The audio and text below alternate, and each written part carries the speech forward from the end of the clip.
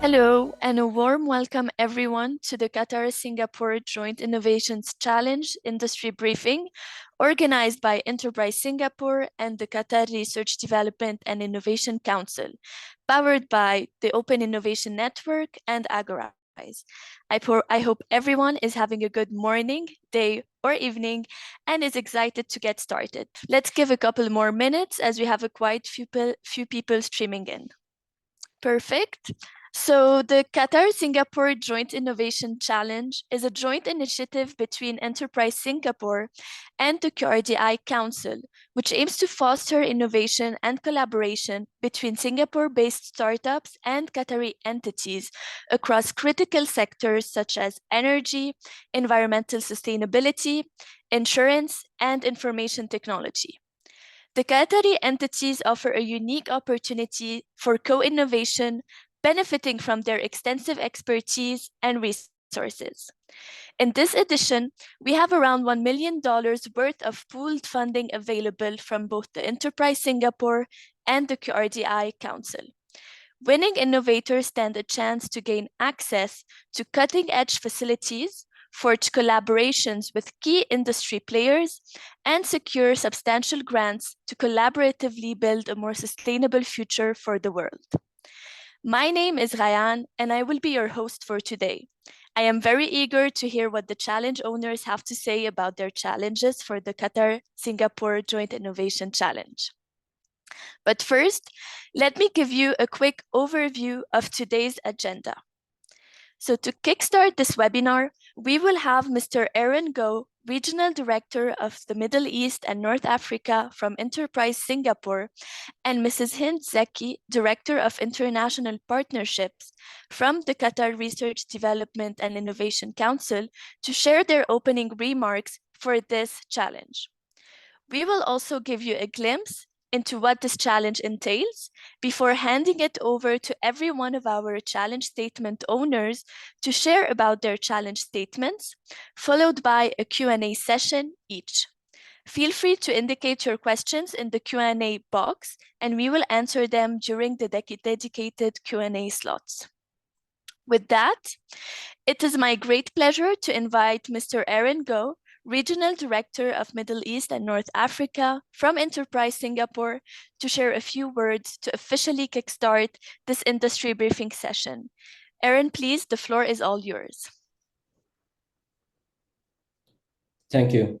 Thank you, Ryan, and the Agorize team for organizing this briefing session. Greetings from Enterprise Singapore, and a very good morning and afternoon to everyone here today.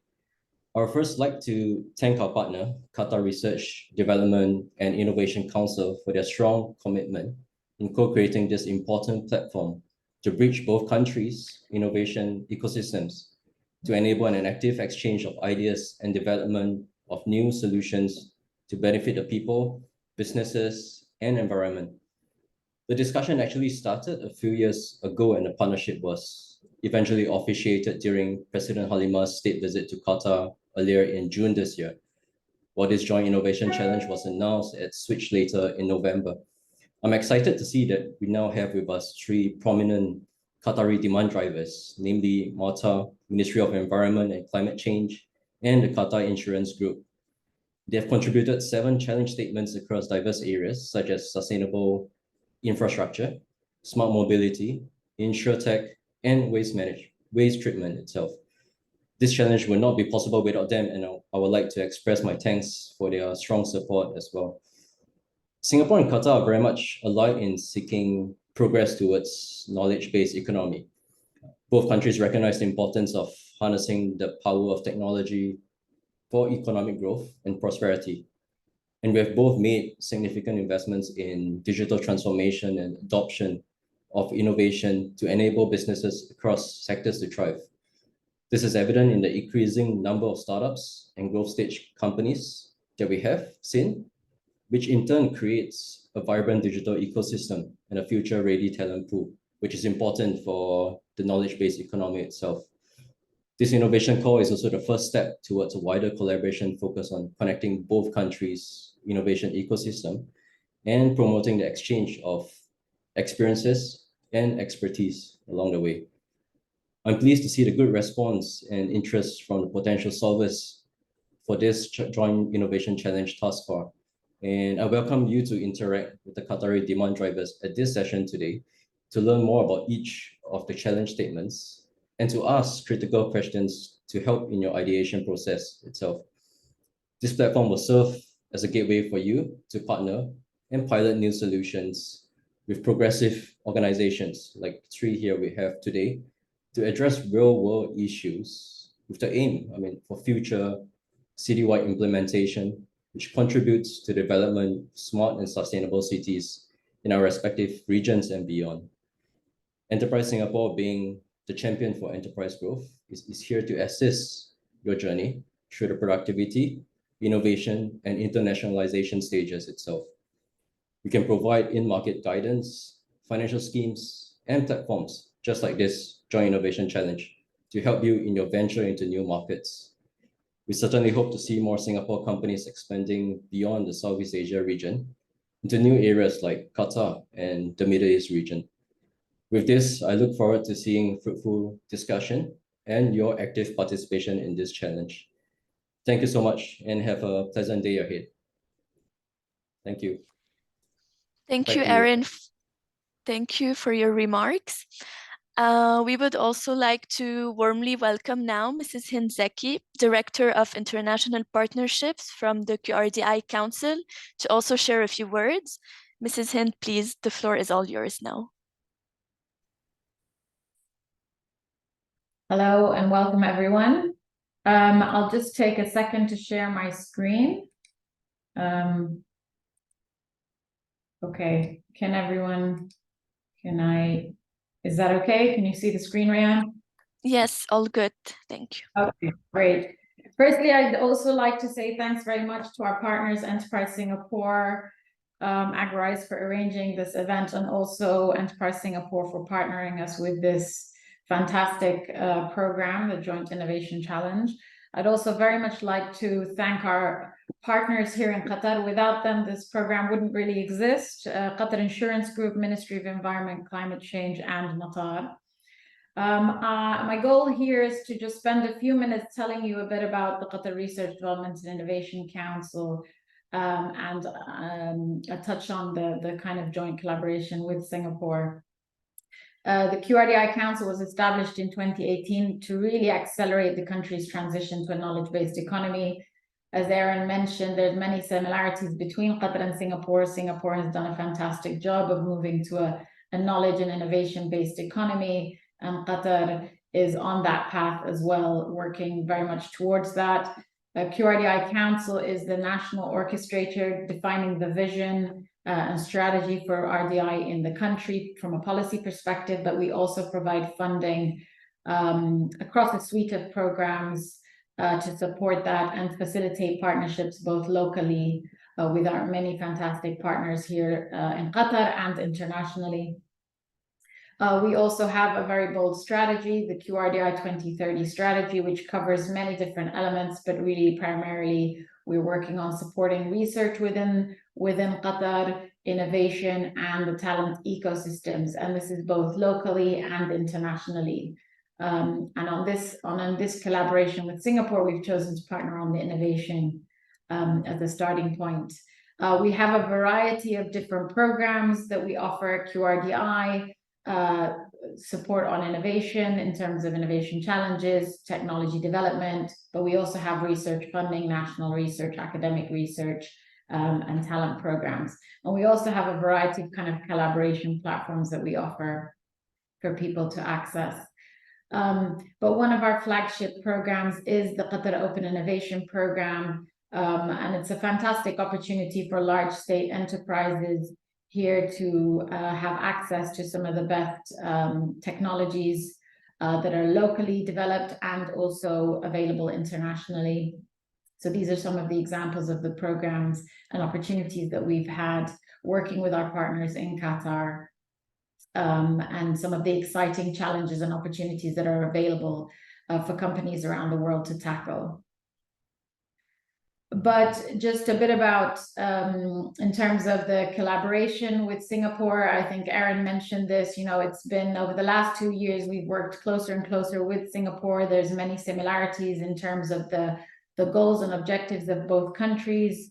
And very much in Qatar, you know, we believe that we have many great large state enterprises that have very unique opportunities. And so one of the, you know, building on the MOU that was signed back in the summer, this collaboration with Enterprise Singapore has led to this joint innovation challenge, which is a wonderful opportunity for companies in Singapore to work with some of our large enterprises and government institutions like the Ministry of Environment to tackle some exciting opportunities.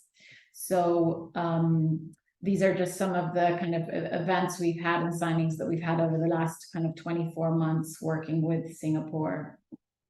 And I think that's my last slide there. We're very much looking to continuing to work with Enterprise Singapore and other entities in Singapore. And we look forward to many of the exciting proposals from companies within Singapore, small and large, that are interested in applying to this program. And we're available for any comments or questions at the end. Thank you. Thank you, Mrs. Hind, for your sharing. It's a truly exciting collaboration to witness.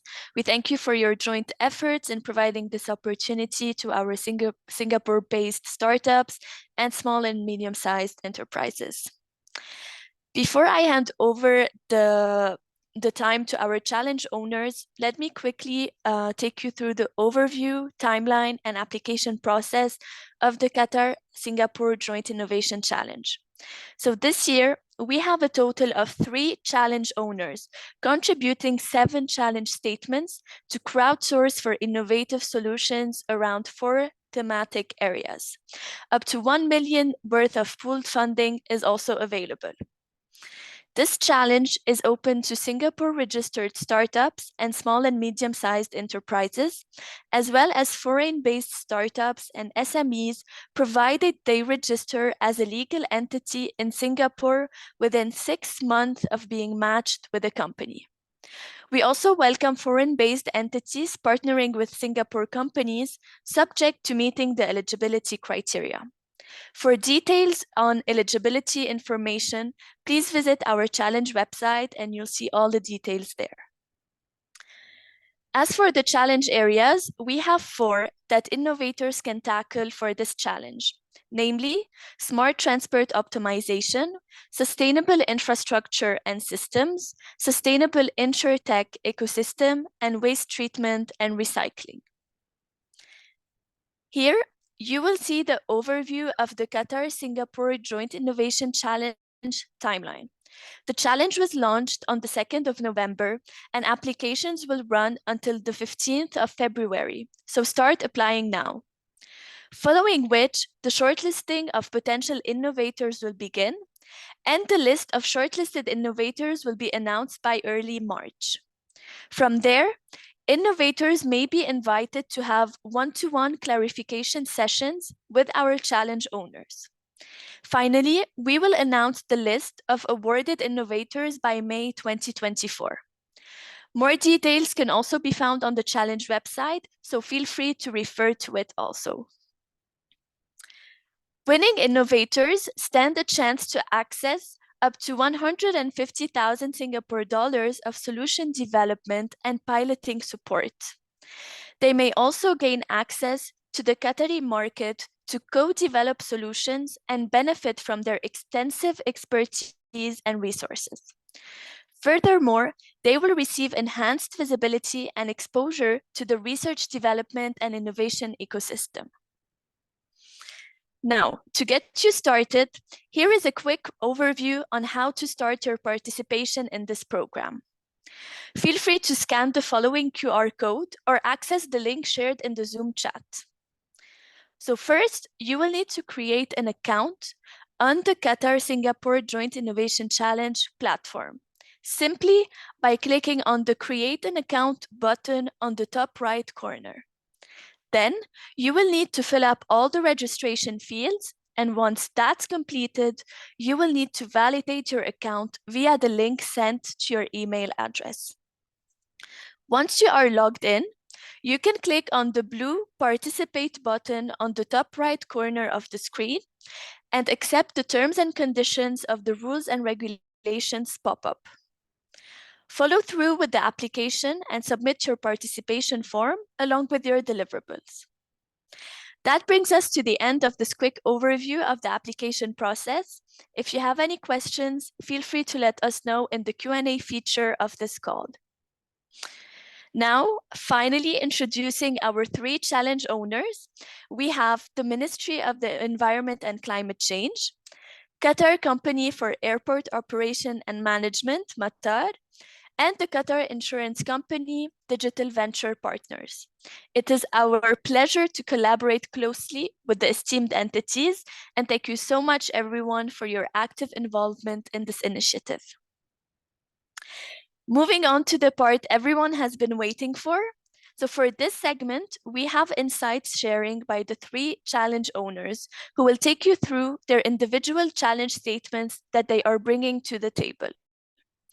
Do note that the Q&A is open throughout the session, so feel free to pop your questions into the Q&A box and indicate which challenge statement owner your questions is directed towards. The questions may be answered live or through the Q&A box. So do note that we will only be addressing questions specific to the challenge statements. Any questions pertaining to funding will be taken offline separately.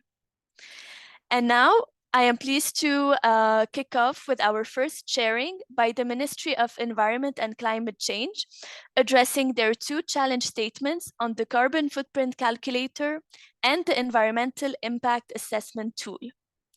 So together, let's welcome our first speaker, Dr. Saud Khalifa Thani, Director, Green Development and Environmental Sustainability of the Ministry of Environment and Climate Change.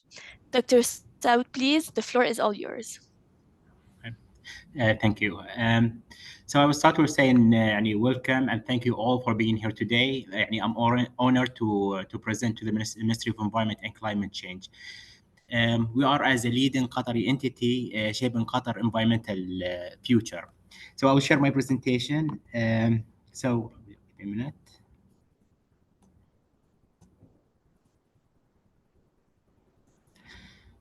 So as you mentioned, there is two innovation calls by the Ministry of Environment. Before I go through the calls, I will give you just a brief introduction about the ministry itself. So the Ministry of Environment and Climate Change is primarily a governmental organization in Qatar, fight for environmental sustainability against environmental climate change. Our mandate extends beyond being a regulator body. We spearhead comprehensive research initiatives, develop and implement groundbreaking environmental policies, and foster public awareness and education. The Ministry of Environment responsibility in the recent year has extended to look into climate change topic and to have a more aggressive tools to help the ministry in developing its policies. And these tools comes through the implementation of the use of technologies. So this is why the Ministry of Environment was interested to partner with QRDI and Singapore in this innovation calls. So general background about our first call. So it's about the calculator for the aluminium industry. So when it comes to Qatar, Qatar is one of its main exports. It has many industries. One of the main exports is aluminium. And the aluminium industry is targeting markets in Europe and the US.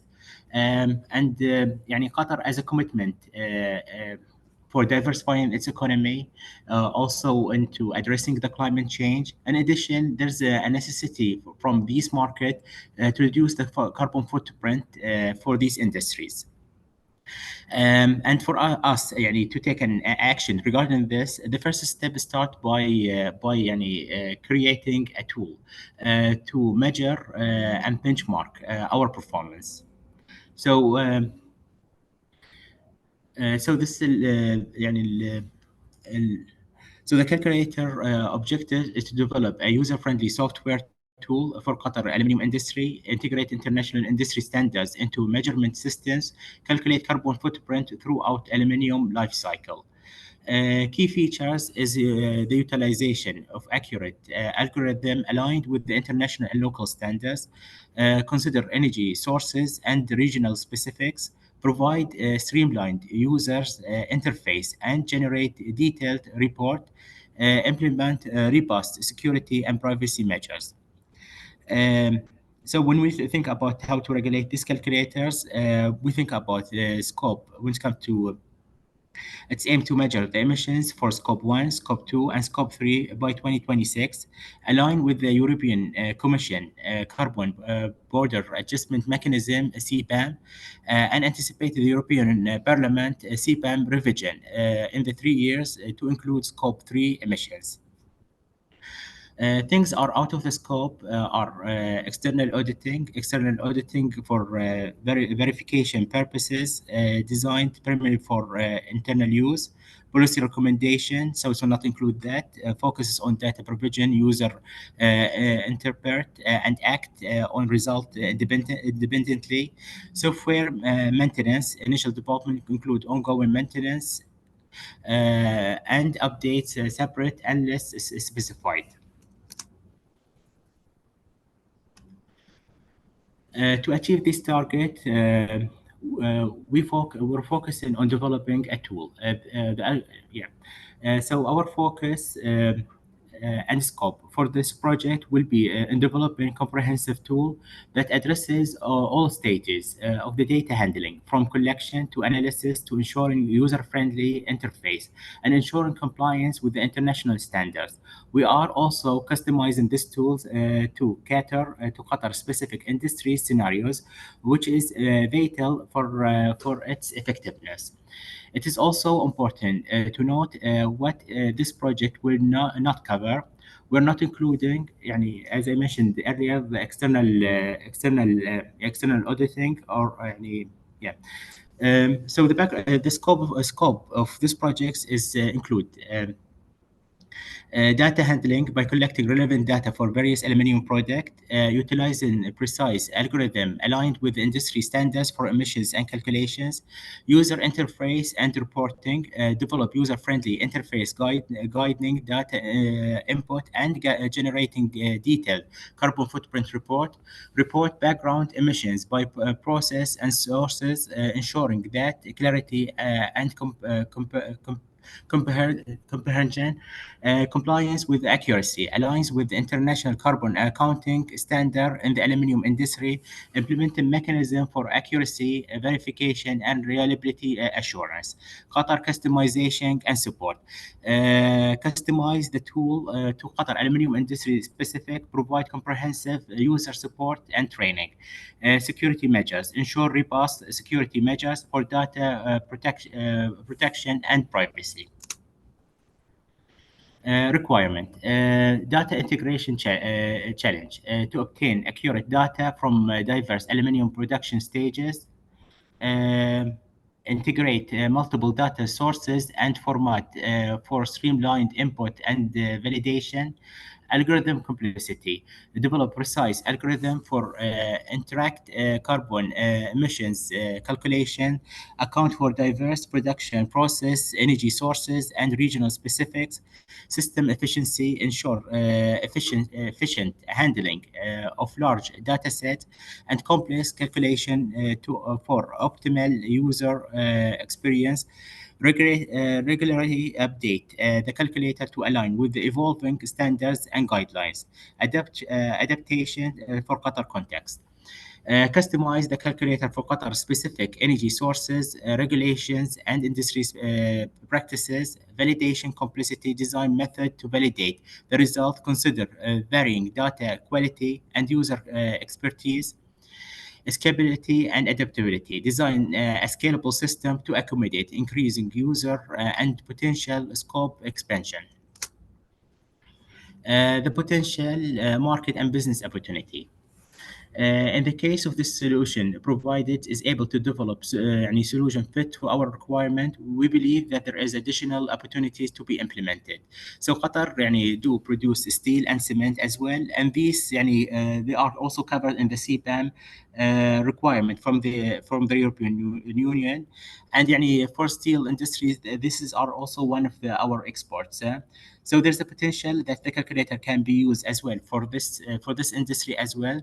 Additionally, the solution provider can scale up through increasing the number of the license for their solution across multiple different customers in the region.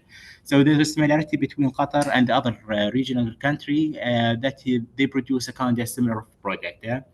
Um, so this is for the first innovation call. For our second innovation call,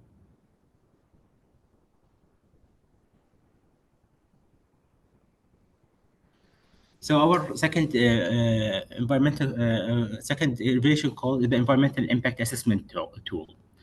So moving to our second initiative, the development of environmental and social impact assessment tool. In our continuous effort to achieve sustainable development, we recognize there is a need for a tool that can assess the environmental footprint for a new development project. This tool will significantly enhance our capability to allowing us to analyze and predict the environmental impact assessment proposed effectively.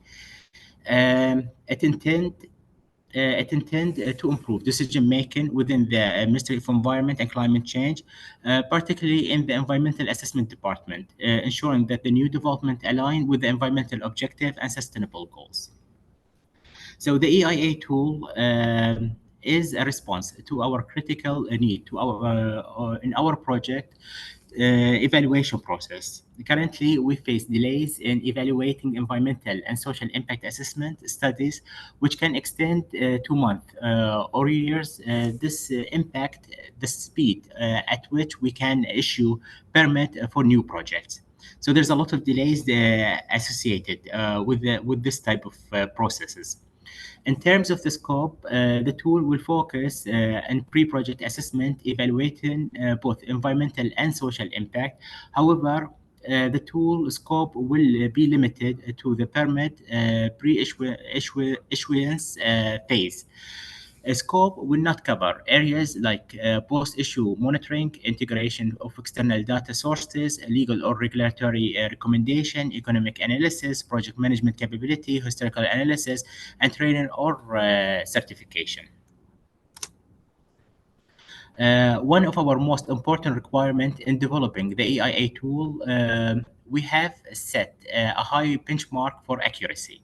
The tool should provide over 85% accuracy based on historical data. This will precision is necessary to ensure that our assessments are reliable and can serve as a solid foundation for decision making. The tool has the potential to become a standard in environmental assessment, offering opportunities for collaboration and innovation in the field of environmental management within Qatar. The potential for this tool extend far beyond the Ministry of Environment and Climate Change. We envision it being adopted by other departments within the ministry, universities, consulting firms, and even in other countries in the region.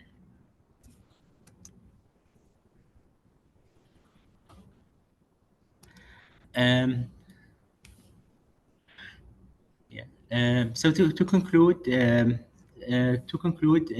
two initiative of the carbon footprint and calculator environmental impact assessment tool represent a significant step forward in the Ministry of Environment and Climate Change.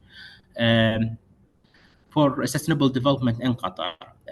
We have a great trust in our partners in Singapore to achieve our commitment in the environmental consideration and industrial development project. Thank you again for letting us join your session today. And I think if there's any questions, we're kind of ready. Me and my colleague Mohammed. Thank you. Thank you so much, Dr. Saud, for sharing. And just like you just said, it's now time for our first Q&A session, represented by yourself and Muhammad. So we'll start with some of the questions we have received. Meanwhile, if anyone else has other questions, feel free to add them in the Q&A box.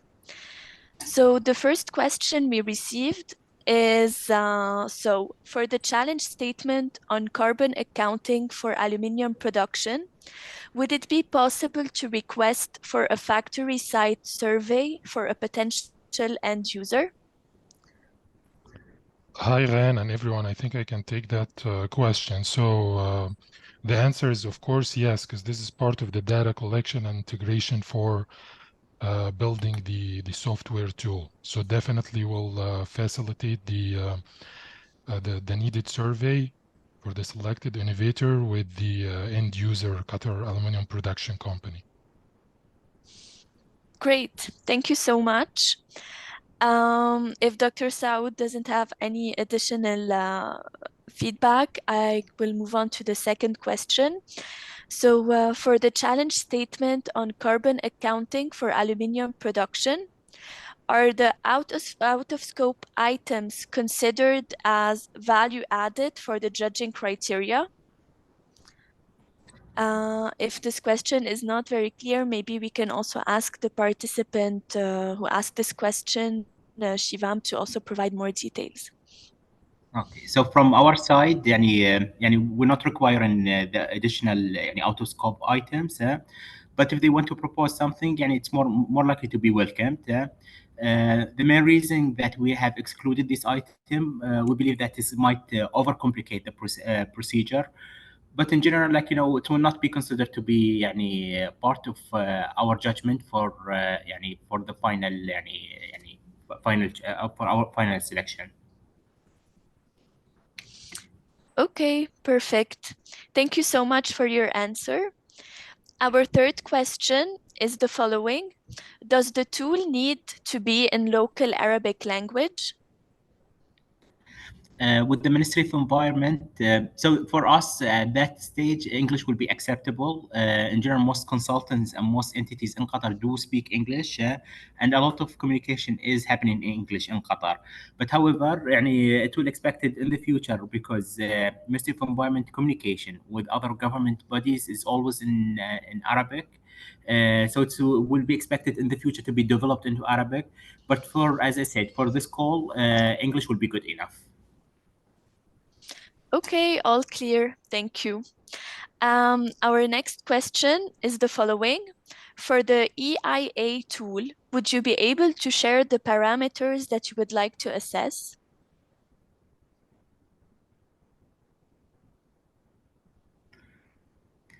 So I think as mentioned here on this slide, we mentioned that usually there's in Qatar the most common used method for the carbon footprint is usually the GHT protocol, but any other protocol might be considered. But in general, we prefer this type of protocol.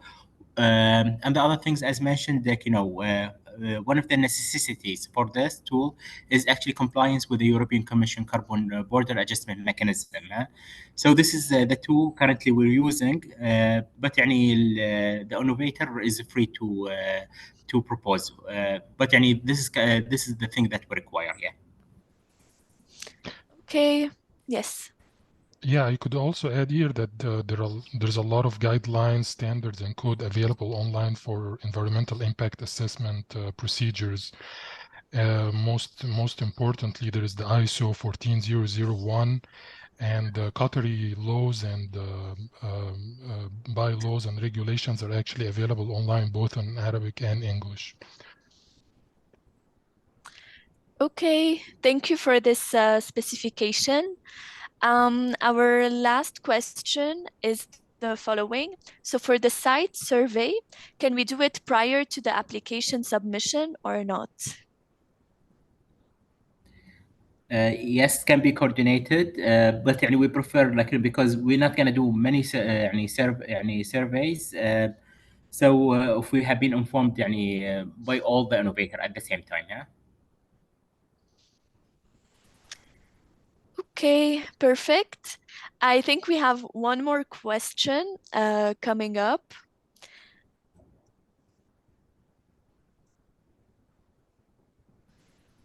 So regarding the carbon accounting tool, how can we know the Qatar aluminium standards and industry specifics so that we can use it in the ideation process?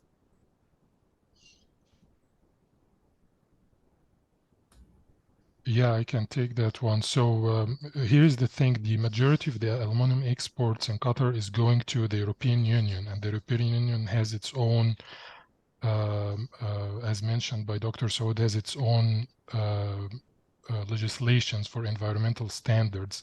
And this will serve as the basis for the carbon footprint calculator. So you have the EU emission trading system that's also available online to check for all the contenders, and we have the carbon border adjustment mechanism, that the CBAM that Dr. Saud referred to. So these will serve as the basis for the regulations, codes, and standards that will be integrated in the carbon footprint calculators. Otherwise, there are what we're going to provide in the survey, factory or country specific factors, things like the energy sources, most likely natural gas in Qatar and so on. But otherwise, the standards, either aluminum specific or European Commission specific, are all available for contendants, mostly online. Okay, thank you so much. All clear. I hope it's also clear for participants. If you have any other questions, feel free to drop them, and we can also answer them after this dedicated slot. So this concludes our first Q&A segment. Thanks again to our challenge owners representative, Dr. Saud and Muhammad from the Ministry of Environment and Climate Change, for your time today and for sharing additional information about your challenge statements and clarifying all our participants' queries. Next, we have our sharing by Matar, addressing their 3 challenge statements on sea floating solar energy farming, optimized location systems, and recycling solutions for the sludge and wastewater treatment. So for this section, I would like to invite our second speaker, David Leong, Senior Manager IT, Digital Systems and Projects of Matar, to share more about their challenge statements. David, please.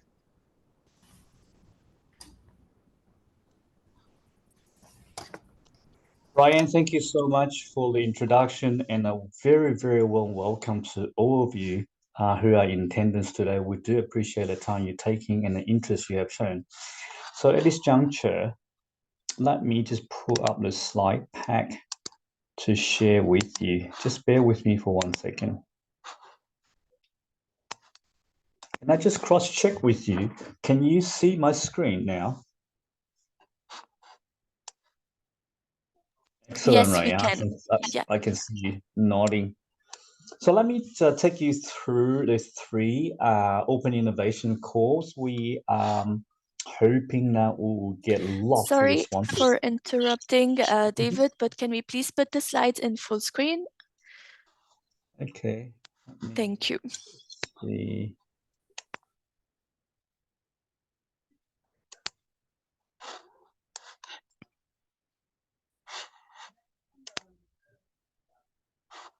Is that better? Yes, much better. Thank you. Right. Yeah, you are welcome. So let me take you through the 3 open innovation calls we have. Hopefully we'll be able to receive lots of responses from this community here.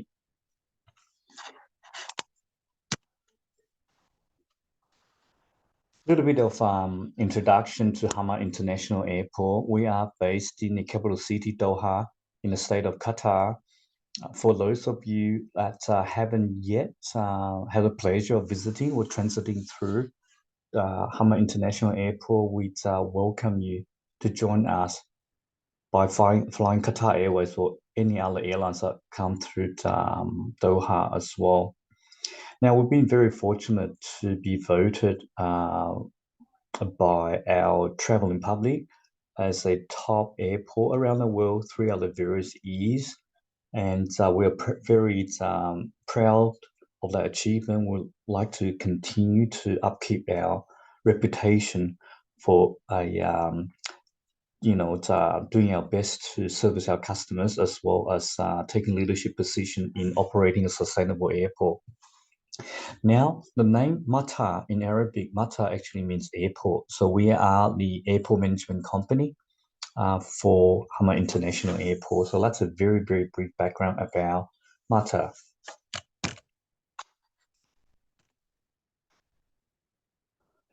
The first of the 3 open innovation courses that I'd like to share with you, it goes under the title of how might we optimize use of high value assets in the airport environment. Okay. In terms of the actual challenge statement, all right, I will try not to regurgitate what I put out on the screen here. You will all get a recorded version of this presentation. And for those of you who have already browsed through the Open Innovation Challenge statements, are already available on the Singapore Enterprise website as well.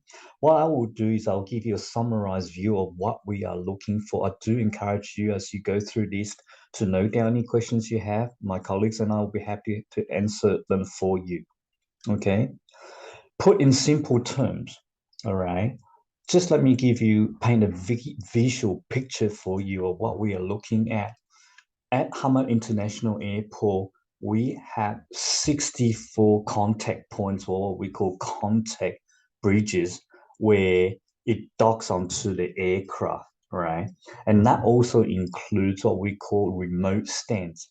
Remote stand is whereby an aircraft stands there, right? We would take our passengers by bus from the terminal to the remote stands as well.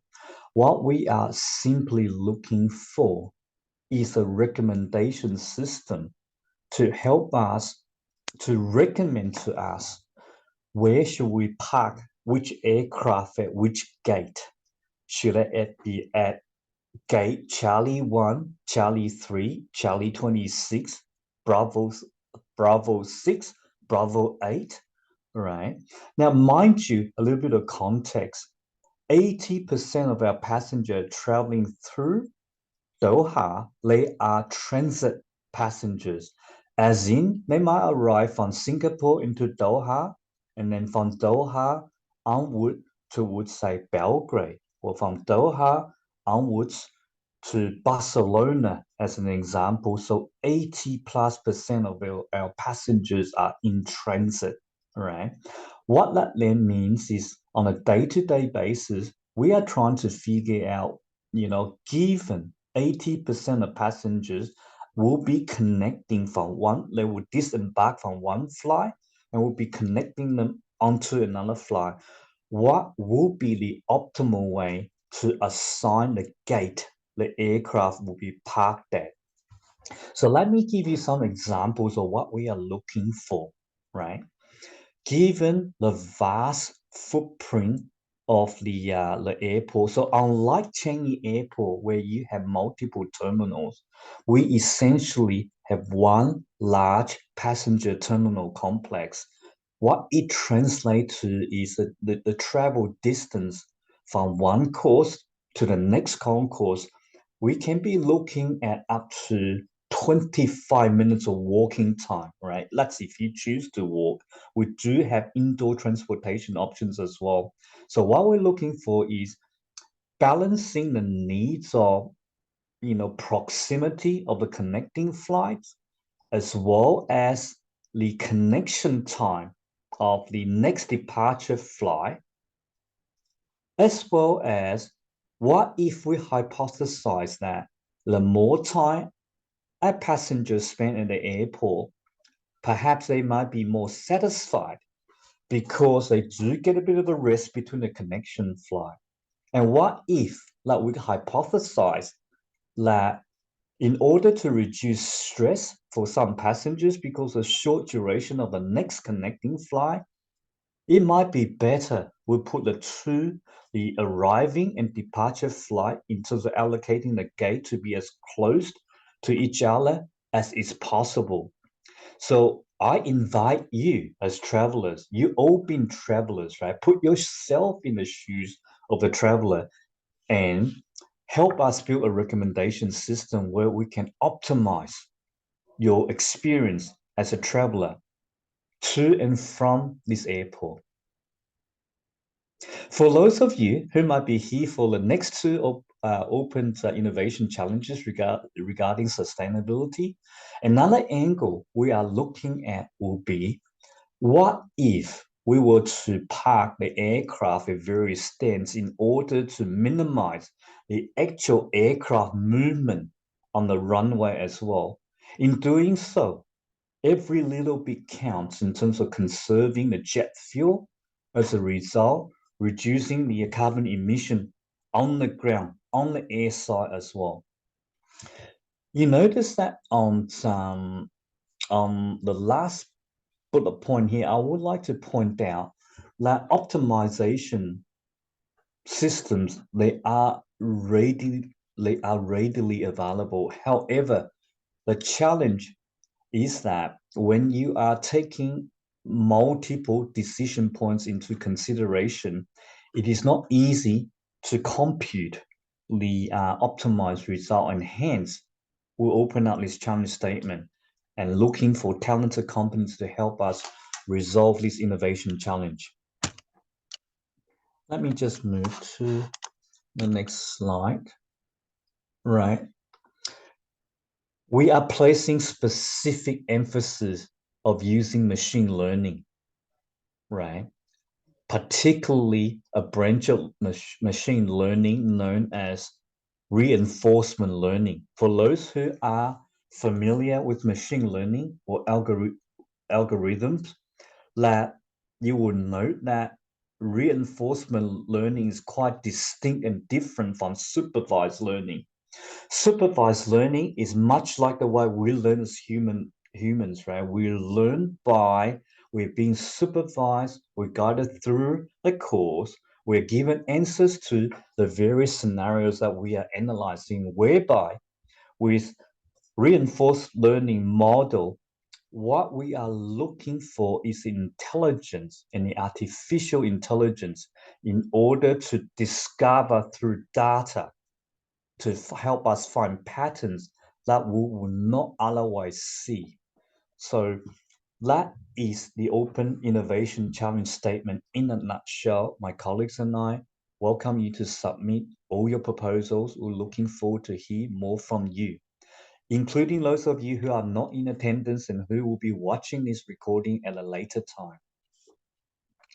At this juncture, I would like to move to our second Open Innovation Challenge we'd like to share with you.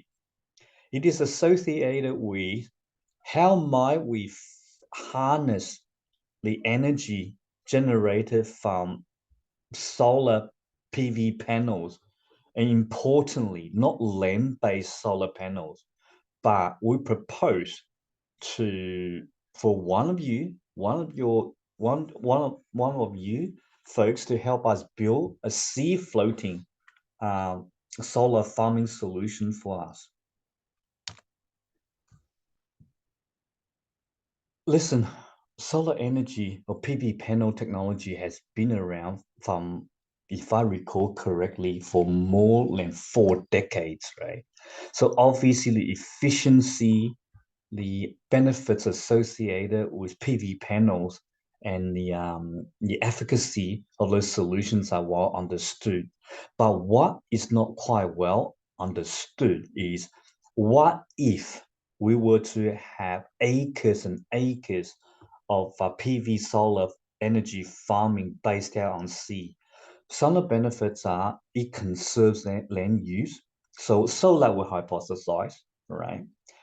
However, having said that, by putting our PV panel farms out on sea will attract its own challenges. And you can see on the screen in front of you, top of mind, the 5 challenges might be dealing with the impact of salt and its potential interference with the efficacy of the conversion factor from solar energy into electricity.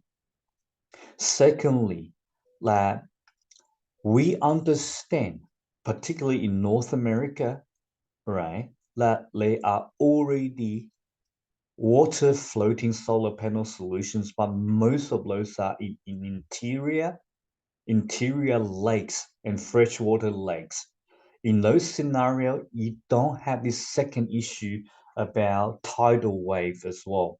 Okay, as you can see on the right hand side of this slide pack, we gave you an artist's impression of what one of these solutions might look like.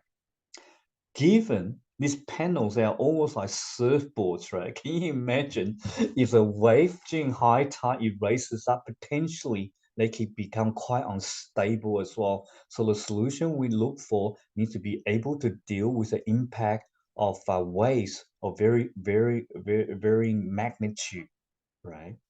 Anchoring, this will be quite a significant capital investment, maybe not so much so for the prototype. If this is proven to be successful, when we upscale the ability to anchor it, and at the same time, hopefully, without disturbance to the marine environment and sea life, is also important in the solution design for this innovation, right? The fourth and the final challenge that needs to be solved from an innovation perspective is transmission of the actual energy, right? It needs to be fed back into the supply grid so that it can be supplied to, at the source of use. For the purpose of this open innovation challenge, right? The inclusion of the transmission of tapping back into the land-based grid is out of scope. The reason we do that is just to conserve the limited funding for this proof of concept solution we're looking for you to build. Finally, if you're able to come up with hopefully a minimal maintenance for, it's a maintenance-free solution, that will be ideal from our perspective in terms of what we are looking for. In terms of what we are looking from you as innovators, we are not particularly set in how we will evaluate the proposals you put forward. We understand there are a magnitude of problem to be solved. We are happy to look at at least one, or combination of 1, 2, 3, or 4 of those problems that we mentioned from an innovation perspective. And as I mentioned, more detail about this open innovation challenge is available from this recording, as well as from the Singapore Enterprises website. Moving forward to the third and final open innovation challenge we propose for you to help us resolve is how might we better reuse and recycle the byproduct coming from wastewater treatment, which is sludge, right? Similarly, as with the PV solar energy farming innovation we're looking for, the byproduct sludge production from wastewater treatment, they are already solutions available, but they in themselves today has got issues. For example, the recovery of the material are available through ways of anaerobic and aerobic methods as well, right?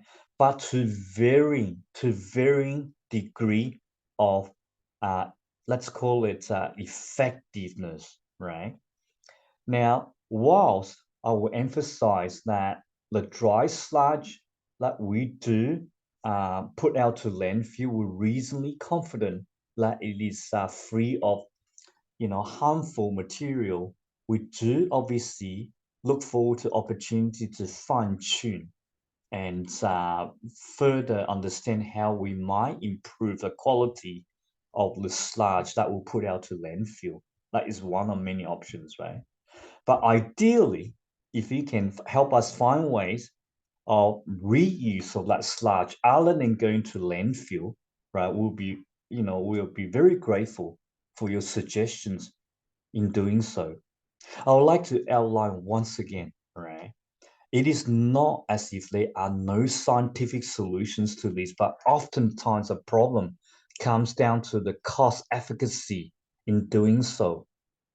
When I met up with the Singapore enterprise team and Agorize team, early on when we launched these open innovation challenges in Singapore, towards the end of October, I met some of your colleagues in Singapore.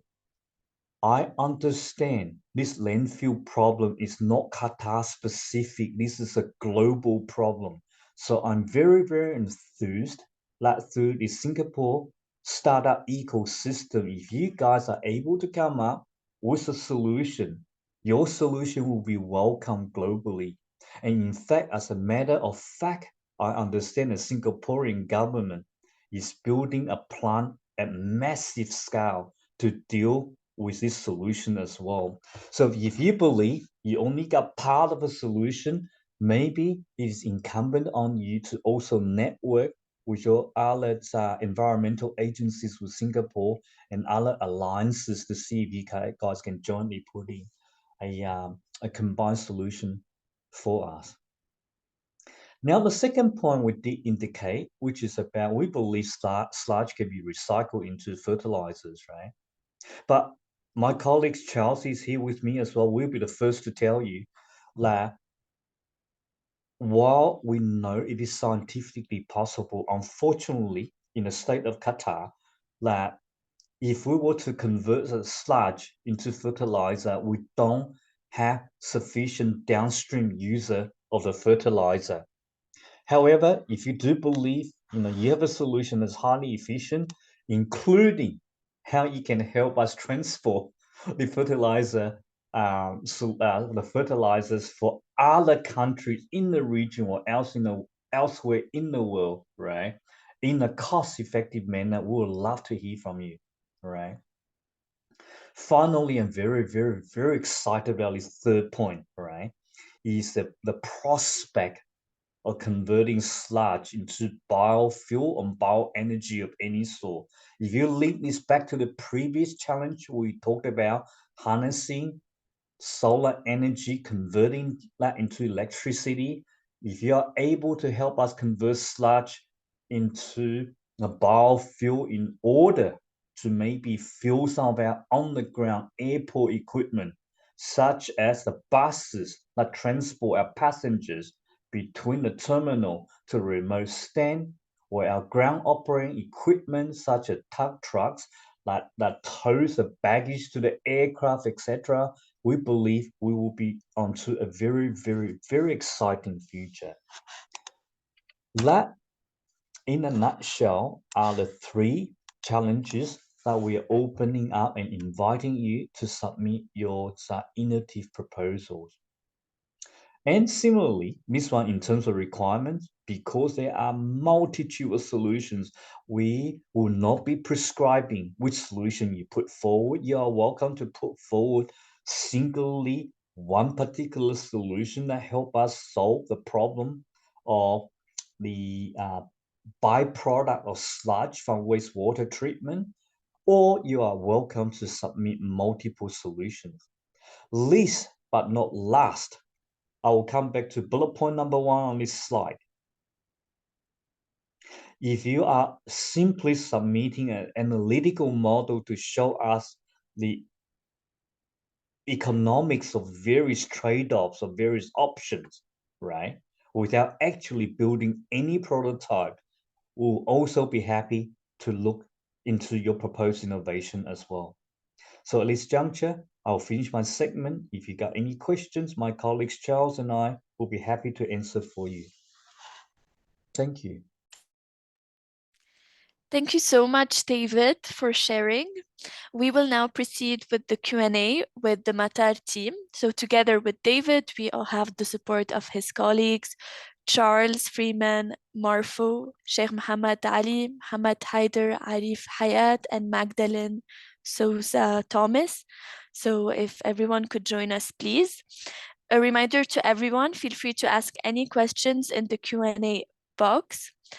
And I will start with the first question. So the first question, which I think our team could answer with, of course, your additional feedback and input, David. So do you require startups to be revenue generating? So actually, I'll start with our common answer for all challenge statements. It's that applicants will be assessed based on their technical, operational, and business feasibility of their solution and their capacity to execute the proposed solution. So this may include consideration of your track records and financial capability to see through the project to completion, as the startup will incur upfront costs to develop the solution. David and the Matar team, if you have any additional inputs regarding this question, feel free to jump in. Ryan, you're absolutely on track. Revenue generation is not a primary focus. Understandably, for startup, you guys are probably chasing your first and second gig, right? So that will be fine. But one thing we will say though, there is a secondary consideration if it's purely in R&D phase in terms of technology life cycle maturity. If you below TRL level 3, purely out of university, we probably would not look at us favorably because we're not interested in your solution. It's more about the time to market for you to take it to a reasonably mature stage. We will have a little bit of worry about that. So even though it's not revenue related, but we will say technology life cycle maturity level is quite important. Okay, thank you. All clear. I will move on to the second question. What is the most important challenge you would like solved in sea floating solar energy today? As we mentioned previously, because of the magnitude of the issue associated with it, we are not wedded to any particular challenge that is to be solved. However, we are not the experts. If you are able to educate us, perhaps you have already done an analysis that you're able to enlighten us about which are the most difficult and most economical aspects of what we will look into, and by all means put into your proposal. In fact, that will add to the merit of your understanding of the challenges on hand. Okay, thank you. Our next question is regarding the floating solar. Would it be possible to get some Met Ocean data, HS, wave max, wind gust max, water depth, bathymetry, etc.? The answer is absolutely yes. Unfortunately, we don't have access to that data. As we mentioned, we are not the expert. Listen, jokes aside, folks. In fact, we did have a look around, and they are open source information on the internet. You can, source. My advice would be whatever you see on the internet. For example, if you look at where PV panels are effective, all right. In fact, I remember locating a website. It shows you which continent, which country, where this is actually is suitable. My suggestion will be do your secondary research via literature online means, right? And if you are selected as a finalist, as part of your final scoping, perhaps you do come on site and do a site survey to just satisfy yourself that you know what you're dealing with. Great, thank you for answering this question. I'll move on to the next one. For the floating solar panels, are you looking for implementation at the deeper sea region or nearer to the coastal region where the wave impact is stronger? Given this is our first venture into this this innovation, we will be realistic about it. So we will be looking at quite close to the shoreline. So in that regard, maybe it does, go somewhere to answer one of the previous questions about the order of magnitude of the problem, right? So we are not looking for a solution that can deal with, tsunami scale type waves, right? So it'd be reasonably close to the sea. It's also related to one of the challenges, which is access and maintenance, right? The problem if we have too far out in the sea, right? It's also more difficult to get access. And then what we don't want to do is on the one hand, like we harness green energy like solar, and then on the other hand, we burn diesel marine fuel to get onto a boat to get out there to maintain a solar panel. That will have a negative impact when we're trying to do so. Short answer is where practical, we have it close to the shore. Okay, thank you. Next question is, what is the biggest limitation, barrier you see in the adoption of a solution in this area? With regard to which particular challenge? There was no specificity. Maybe the participant who asked this question can I'm going to unmute try or... to take a generic approach. I think this is kind of similar to the previous question. What are the 4 or 5, or 3 or 5, where do we see the greatest barriers are? Like we don't have a pre-filter where we think the biggest challenges are. Again, please enlighten us and educate us, right?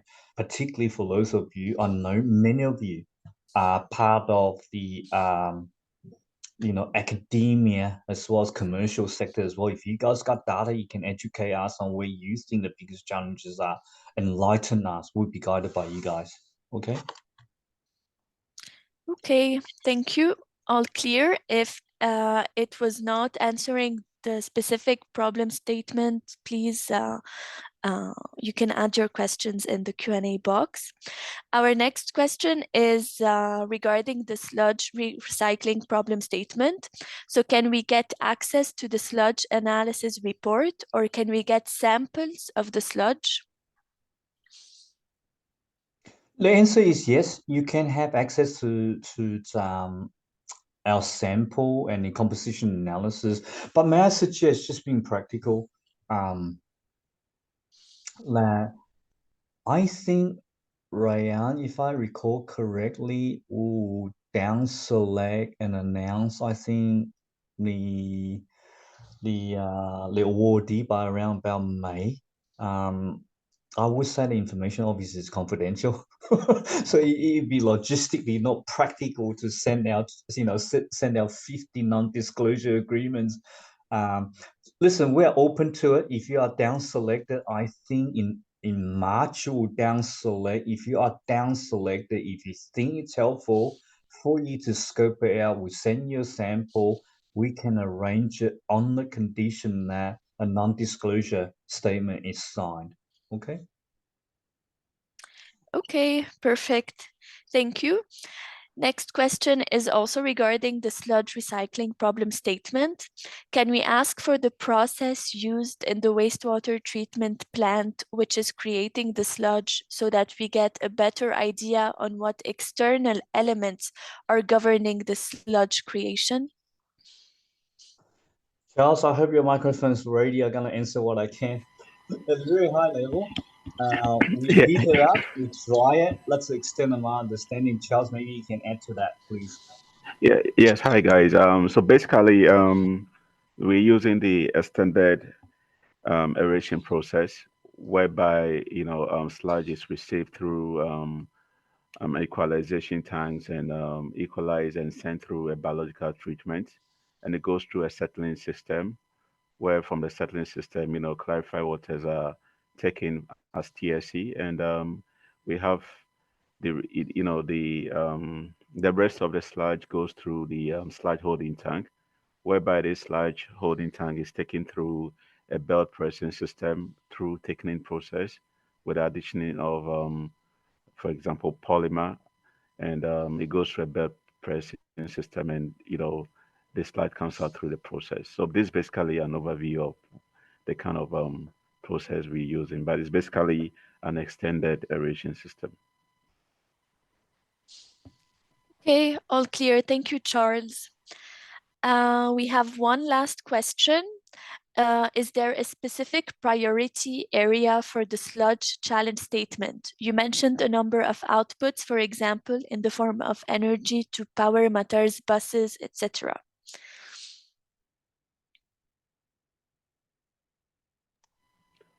Well, I basically sorry, Dave. I don't know whether you have something to say, but we are not really what we are trying to achieve is to avoid taking the sludge to the landfill and Yeah.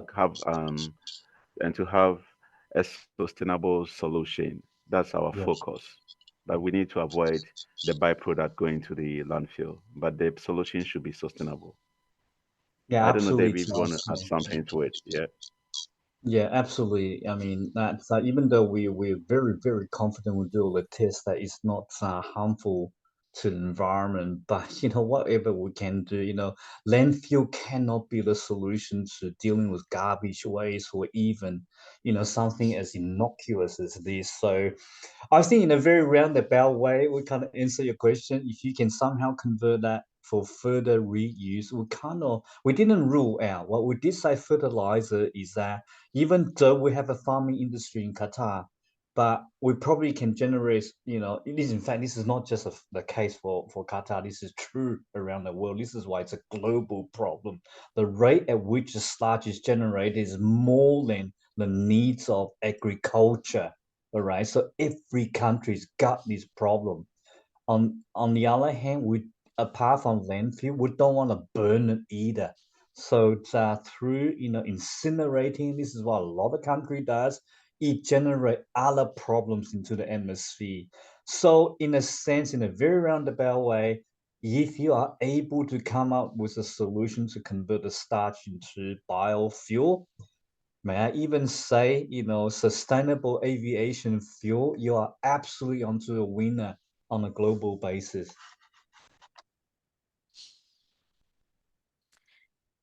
Okay, thank you so much, David and Charles, for your time today and for answering our participants' questions.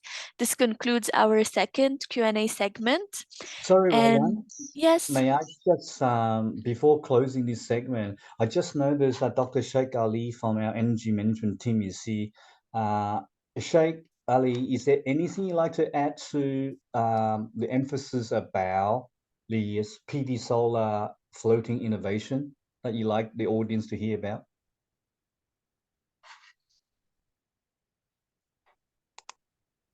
Ali is still in attendance with us? No, Ryan, that's fine. Looks like Ali might just step out for a moment. Let's move on. okay, but we just received one last question also before closing the segment. So in that case, is there a cost criteria in terms of sludge management versus cost involved when Matar is pushing it out into the landfill? Actually, that's a very, very good question. May I suggest rather than we certainly, Charles, I don't know about you, off the top of my head, I don't have those numbers. May I suggest when you guys send through the proposal, there is a Q&A forum as well. Ask this question again. We'll find out what the cost base is in terms of landfill versus other aspects. And we'll be happy to share that information. At least you got a benchmark you can work towards. Okay, perfect. Thank you. Anything else you would like to add? Perfect. So thank you so much again for this segment. Next, we have the sharing session by the Qatar Insurance Company addressing their two challenge statements on AI in insurance value chain and the development of ESG-related insurance solutions. So for this, let us invite our next speakers, Lars Gurman, Group Chief Digital Officer, Head of QIC Digital Venture Partners, and Aisha Ghafari, Program Manager of QIC, to share more about their challenge statements. Lars and Aisha, please, the floor is all yours. Thank you so much for having the opportunity to talk about our challenges. Thank you, Enterprise Singapore, Agrarise, and QADI for that, and everybody listening in. I'm sharing our slides. You should be able to see this. We will not go in that details in our slides. I think we have 5 or 6, 7 that we just want to quickly run through. The details are published already a couple of weeks in the Agorize platform, so please have a look into this. Let me quickly introduce who we are and what we do. My name is Lars German, Group Chief Digital Officer of QSC. Really focusing on discovering and building new digital business models. I do this with a great team in the unit which is called QSC Digital Venture Partners, and I will explain a bit more about me, about what we're doing there. Maybe Aisha, quick introduction to yourself. Aisha Ghaffari, I'm Startup Programs Manager at QIC. Been in this industry for the last 7 years, doing startup programs, incubation, acceleration, go-to-market, investment roadshows. I design, I implement programs. I'm new for the open innovation, but I feel that it's quite similar to what I've been doing for a while. It's different naming, but it's the same innovation operating models, if I can say. I'm looking for the ecosystem building activities within QIC DVP, which is mainly the startup programs that we run, and we have a dedicated slide to explain more about our InsurTech competitions and initiatives. Thanks. Yeah, quick introduction to who we are. Qatar Insurance Group is one of the biggest insurance companies in the MENA region. In fact, we are by distinction #1 in Qatar and number 5 in UAE, number 3 in Oman, we're also in Kuwait. Half of our premiums are coming internationally through the London office, where we have a reinsurance company and a Lloyd's syndicate. We also having 2 other units that are relevant to us. So we see as a whole set of insurance services. So we have an IT company that provides us and a couple of other insurance companies with insurance backend. And we have a really strong and powerful investment house, Epicure, managing our own clients' money and external money as well. We on our side, QSC Digital Venture Partners, we do 3 things. We look into the opportunity to build new business opportunities, not necessarily a venture as a company, but ventures in terms of there's a new product, we investigate the market and see if there's something that we can do for Qatar and for the region. We do invest into InsurTechs, mainly in the region, but we've done a couple of international investments as well. Those investments need to fit into our strategy to extend our reach. And we're obviously helping companies to come over into the MENA region, work with us and using our papers to offer their services.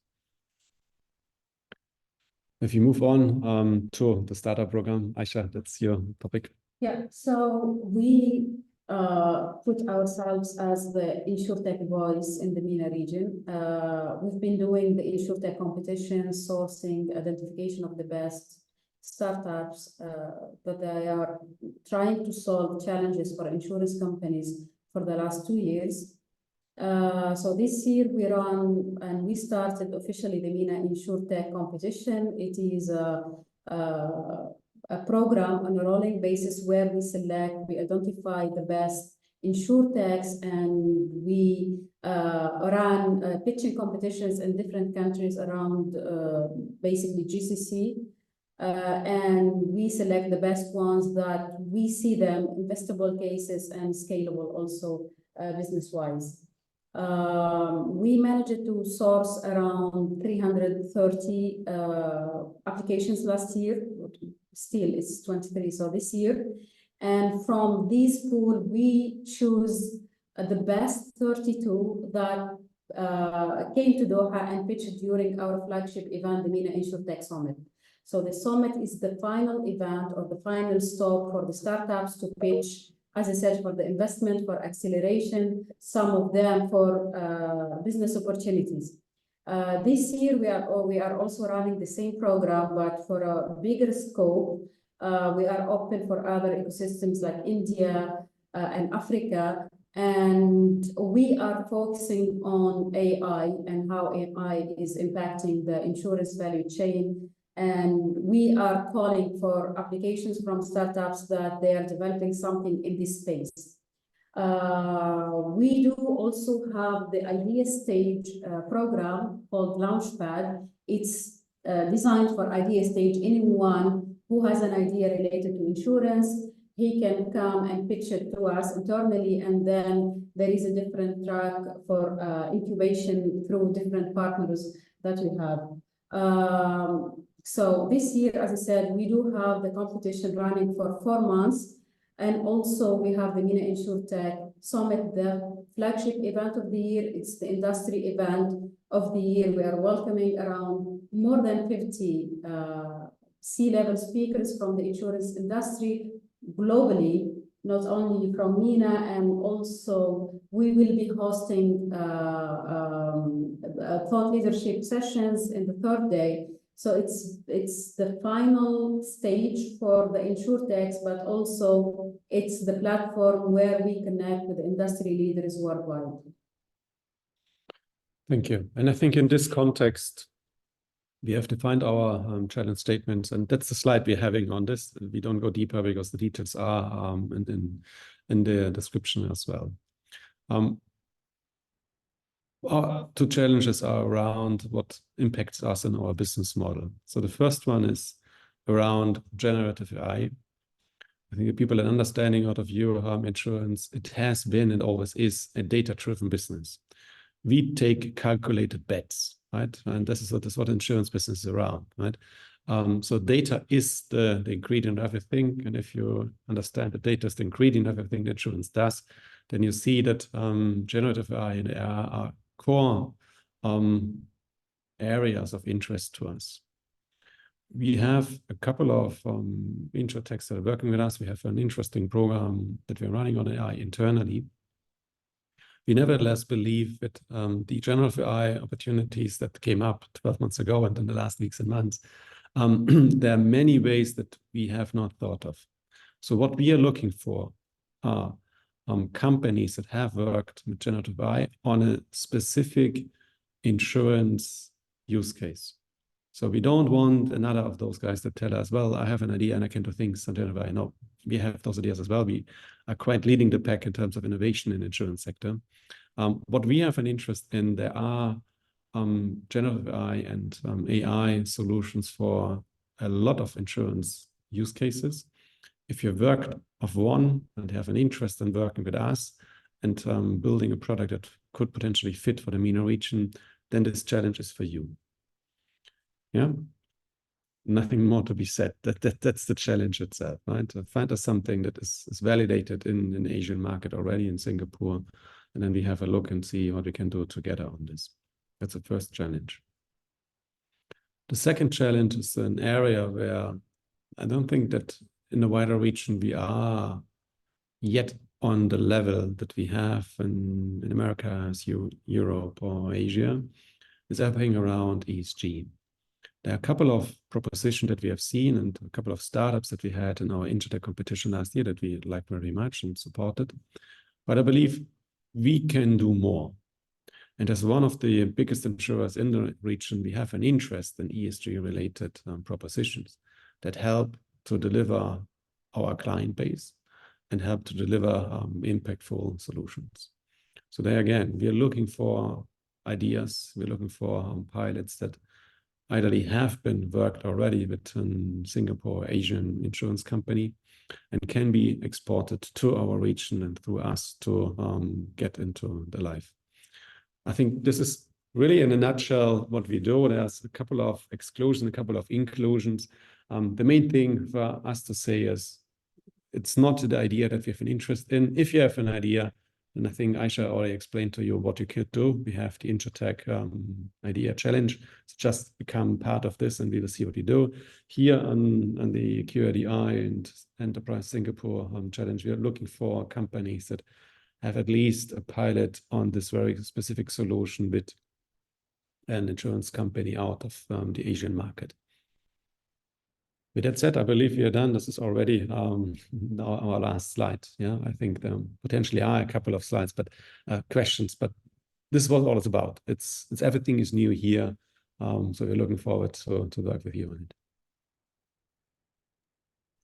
Perfect. Thank you so much for your intervention and for this sharing session. I will move on with the Q&A session. Our first question is the following. How is ESG currently represented in the insurance sector? Well, the question is quite large, right? So I don't think that I can give an answer on this in a proper way.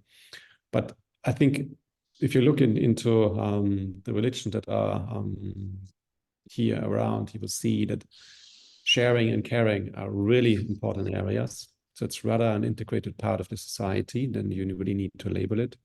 But nevertheless, if you look into those ESG in all three areas of those three letters, I've seen solutions outside the region that are in place and we don't have them. So it's really around, you have an interesting thing that impacts people, impacts society. We have an interest if there's an insurance angle to look deeper into it.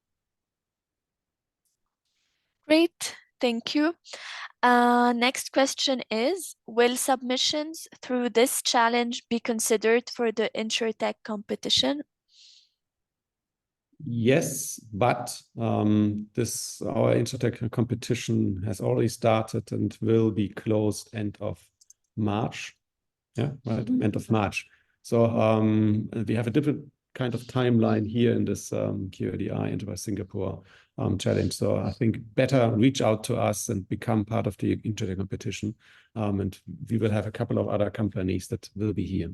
So better do both at the same time.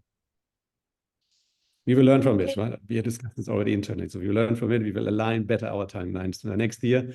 But this year we have timelines that are somehow at the end going out.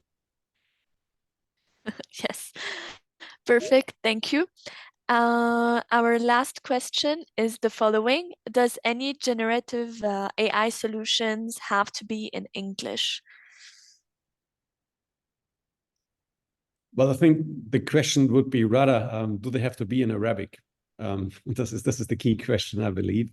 In our region, everybody speaks English well because 70 to 90% of the people are not natives. Yeah, they're all experts coming from the outside.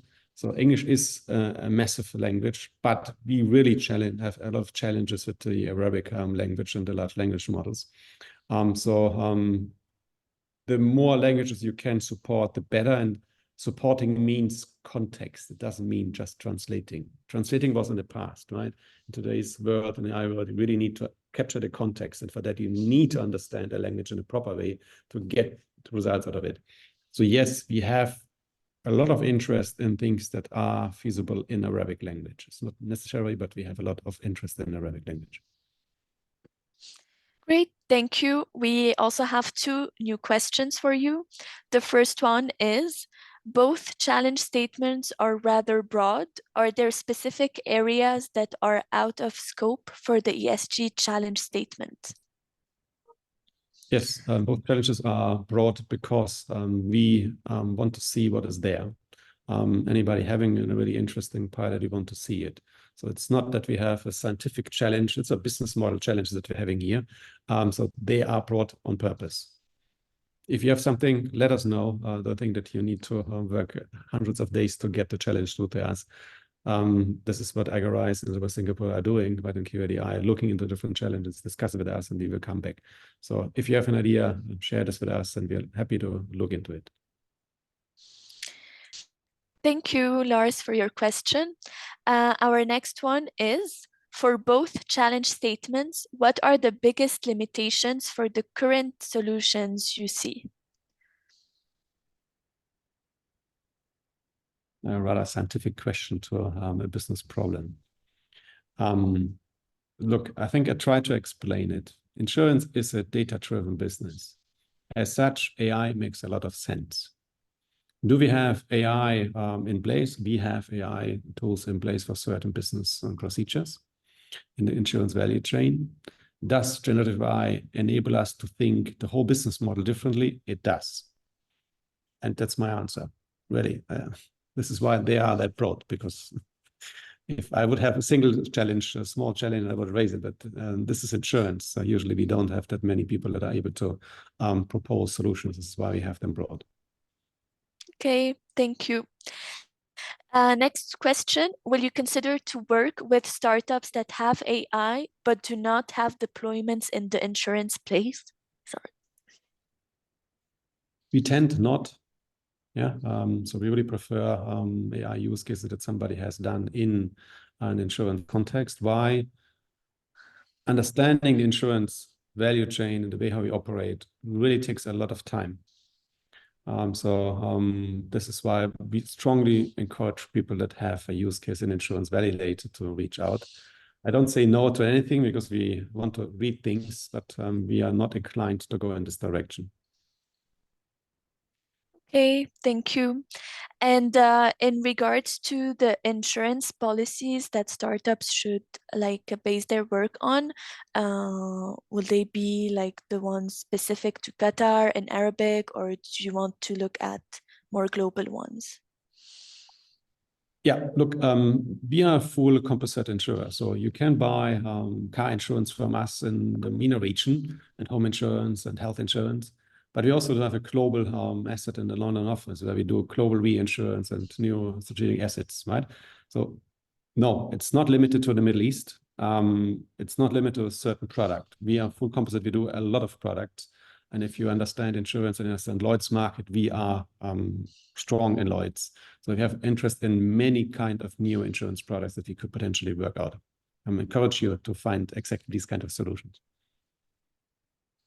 Thank you, all clear. I think we're coming to our final questions. What are your expectations from potential startups in this challenge? Well, it's an open innovation call. So in the end, everybody need to pay in. So we have the possibilities to provide certain data. We have the capabilities to run pilots, I think, where we have an interest in. We need startups to do their homework, having an idea, a product, and something, and the willingness to do things. I think the key challenge between startups and corporates is the different perception of time. Yeah, in a corporate, everything takes a little bit longer than in a startup world. So you need to have the patience to work on this. I think we have built in QRC Digital Venture Partners environment where we can be fast.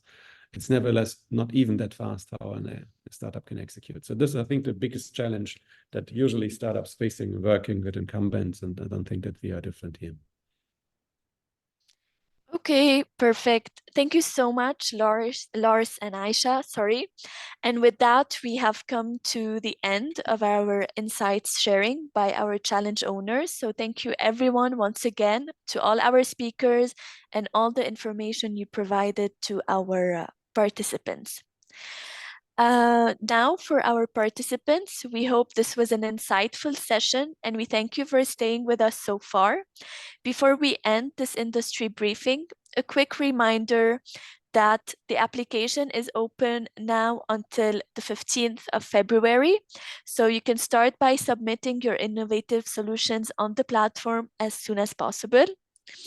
And with this, we have to come to the end of the industry briefing session for this Qatar-Singapore Joint Innovation Challenge.